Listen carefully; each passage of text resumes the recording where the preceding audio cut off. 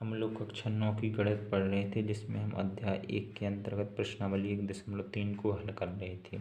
इस वीडियो में हम प्रश्न 4 को हल करेंगे। ठीक है, चलिएगा। प्रश्न 4 क्या है? 0.9999 और आगे भी ऐसे ही है को P/Q के रूप में व्यक्त कीजिए। आगे बताया, आगे दिया गया है क्या मैंने 2 बार लिख दिया। क्या आप अपने उत्तर से आश्चर्यचकित हैं? तो इस लाइन का कोई भी कुछ भी मतलब नहीं। ठीक है, हमारा काम क्या है कि हमें इस संख्या को P/Q के रूप में व्यक्त करना है। चलिएगा, मैं आपको प्रश्न 3 में भी इस टाइप के क्वेश्चन करा चुका हूँ।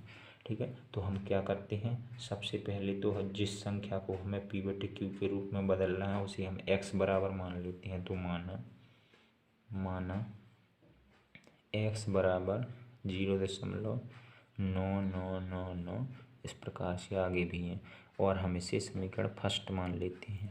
अब मैंने आपको बताया था कि यदि यहाँ पर दशमलव के राइट साइड में अगर एक अंक रिपीट हो रहा है तो हम 10 का गुणा करते हैं पूरे समीकरण में। यदि 2 अंक रिपीट हो रहे हों तो हम 100 का करते हैं। 3 अंक रिपीट होते हैं तो हम 1000 का करते हैं। तो यहाँ एक अंक यानी कि 9 बार बार रिपीट हो रहा है तो हम इस समीकरण में 10 से गुणा करेंगे। हम यहाँ पर लिख देंगे समीकरण फर्स्ट में 10 से गुणा करने पर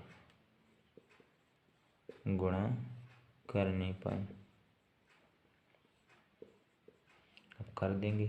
10 से गुणा करेंगे तो यहाँ पर 10x हो जाएगा और यहाँ पर 10 गुणा 0.9999 और इस तरह से 10x। मैंने आपको बताया था कि जब 10 का गुणा दशमलव वाली संख्या में करते हैं तो दशमलव एक अंक दाईं ओर खिसक जाता है, तो 9.999 इस प्रकार से कुछ बन जाएगा। ठीक है, हमने एक 9 और क्यों लिख दिया? क्योंकि आगे 9 भी आना है। ठीक है, आगे 9 है।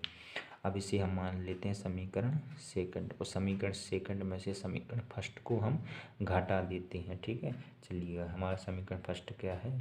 x बराबर 0.9999 इस प्रकार से है।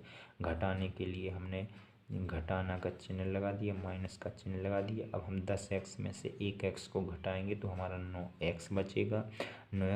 और यहाँ देखिए दशमलव के इस साइड की सब 0 हो जाएंगे, क्योंकि 9 में 0 हो जाएंगे तो 0, 9 में 0 हो जाएंगे 0, इस प्रकार से, यानी दशमलव के इस तरफ आए सब 0 हो जाएंगे। और यहाँ पर 9 में से हम 0 को घटाएंगे तो 9 बचेगा, यानी कि हम 9x बराबर क्या लिख सकते हैं? केवल 9.0 को हम छोड़ सकते हैं।